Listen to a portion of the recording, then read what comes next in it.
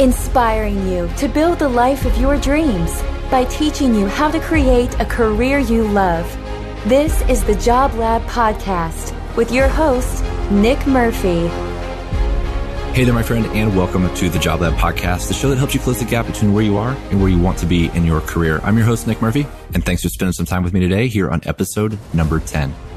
I want to welcome any new listeners. I'm really happy that you found us. And listen, if you're a frequent listener, I would love it if you would go to iTunes and give us a 5-star rating and consider leaving a positive review for us out there on iTunes. And if you want to do just one better, go ahead and share the episode with your network. There's a lot of value here from our guests and pretty much anyone who's working, anyone who's not fully retired, anyone who's not a full-time student can get a lot of value out of what we're doing here on the show. And I would love to share that with your networks.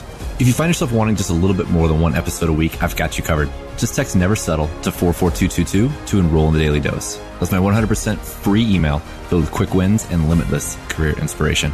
If you missed last week with Grant Baldwin, go check it out. We talk about the challenges and rewards of balancing work with life and a family. Grant handles his business and his family like a champ. And we pull out some good tips to remember in those moments when we're feeling overwhelmed and frustrated. Because believe me, we all do. Today's guest is John Lee Dumas. JLD is an entrepreneur and podcaster with more than 2,000 episodes spent interviewing successful entrepreneurs. You may be wondering what this has to do with being a professional and climbing the corporate ladder. Good question.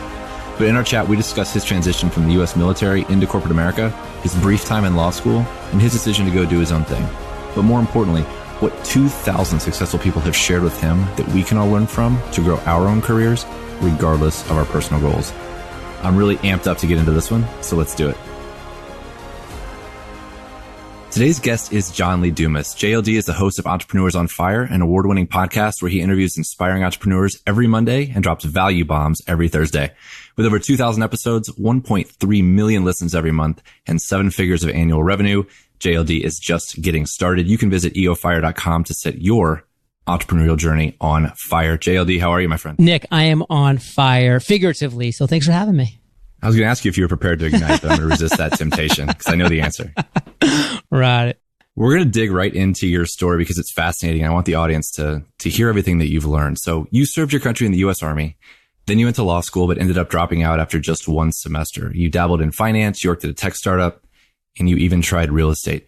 How was your experience transitioning to civilian life, and what did you learn from that? It was tough. I will say that going right from college into the military, especially the military that was in a time of war, because, I was there during the Iraq War and I spent 13 months in Iraq, and it was a really intense, very serious process where, literally you worked hard because you wanted to work hard, because it could be a matter of life and death. Like if you didn't train sufficiently, you might die when it came down to it. And so you wanted to train hard and work hard and be diligent and be disciplined for you, for your soldiers, for the army, for the entire process and, situation at hand. It was just one of those things. And then when I transitioned to the civilian world, I was like, oh, everybody doesn't work hard.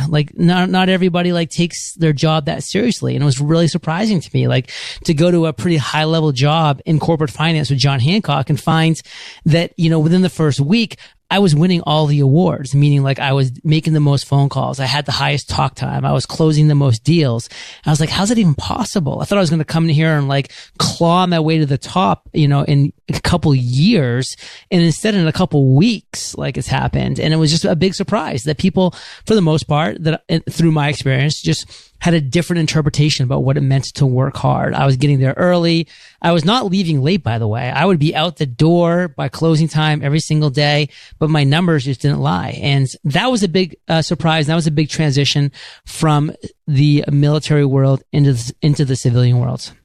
So you obviously tried a lot of different things. Aside from that thing where you were just surprised at how easy it seemed to you, or your disappointment with other folks in that, what do you think it was that you didn't find in corporate America? What was missing for you?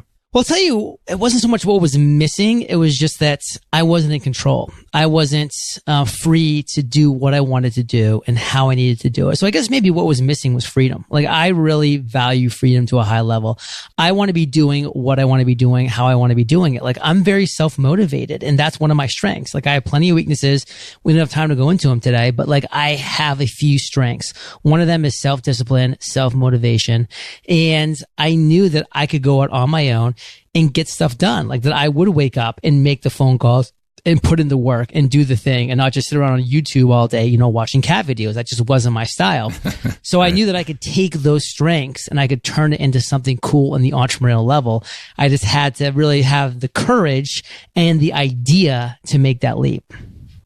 So thinking back on that time in your life, you eventually found your passion as an entrepreneur and became a tremendously successful podcaster.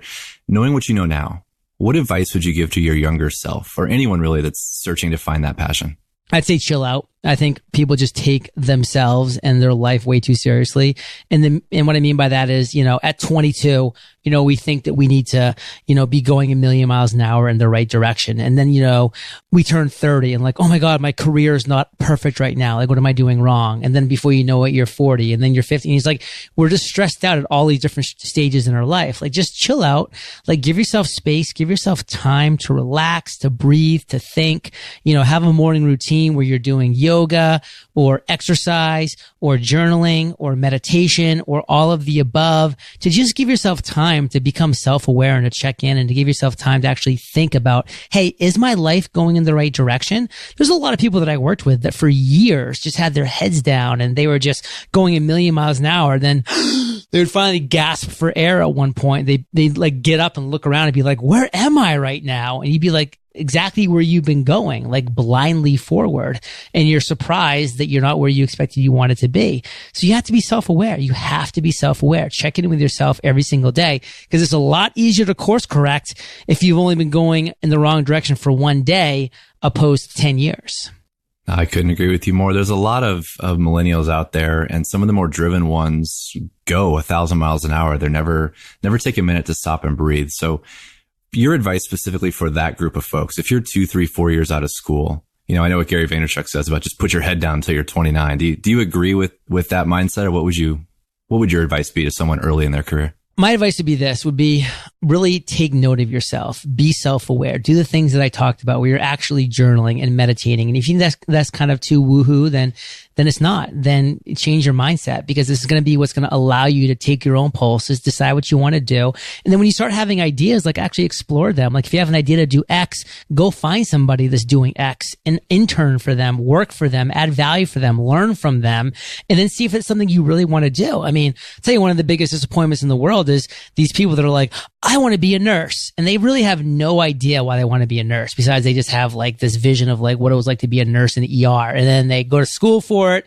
You know, they go to graduating school, you know, like secondary school for it, you know, all these other things. Then they like become a nurse. And then the first day they're like, what have I done? Like this is terrible. Being a nurse is just changing bedpans. Like, what am I doing? And it's like, you never interns with nurses? Like you never did that? Like you made the decision that you were going to do something and then spent 5 years, you know, getting what you needed to get to become that thing, but you never actually did that thing first by like just shadowing somebody that was a nurse and actually seeing what they did.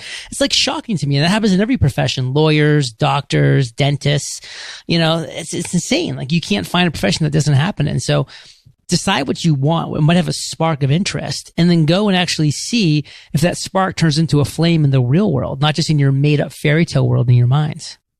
I love that. You've interviewed more than 2,000 entrepreneurs. What's the most common thread, that one key takeaway from those conversations as you think back across, the last 5+ years? That they focus, that they realize there's one thing that they're great at. Because I'll tell you, every entrepreneur that I've interviewed is crappy at a lot of things. I mean, they're really, really bad at most things in life, but they're great at one thing. And they've identified that one thing and they focus. They follow that one course until they're successful, and they crush it and they dominate that one thing. And that's it. Like, that's really it. It can really be that simple. Like, there's a million things I can't do, but there's a couple things I can do amazing. And I just focus on those couple things. So aside from focus, because you just nailed that one, but what's that one skill that great entrepreneurs either have inherently or that they develop that lends itself well to those listeners in the corporate world that are looking to grow their career? Productivity, without a doubt. I mean, you can be productive in the wrong way, meaning you're just producing a crap ton of content, but it's the wrong kind of content, or it's the wrong type of whatever, fill in the blank. Like, you're just producing the wrong stuff. But if you're productive in the right way, meaning that you are producing the right content every single day, it's only a matter of time until you win. You just need patience and persistence to get to that finish line. So productivity, marry that with focus, sprinkle in a little discipline, you're off to the races. I love it. And for you listeners, we're going to play our own version of lightning round. We call it rapid fire here on the Job Lab with JLD right after this. The Job Lab is brought to you by Mid-America Careers, the Midwest Career Network.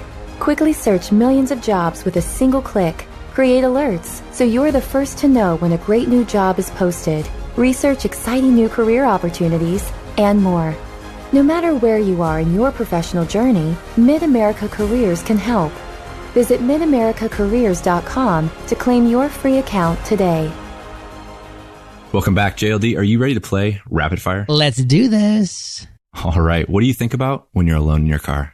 I'm usually listening to a podcast or an audiobook. So I'm usually either thinking about what they're currently talking about or about my most current passion project, whatever that might be. And like, how do I get more people into the top of that funnel?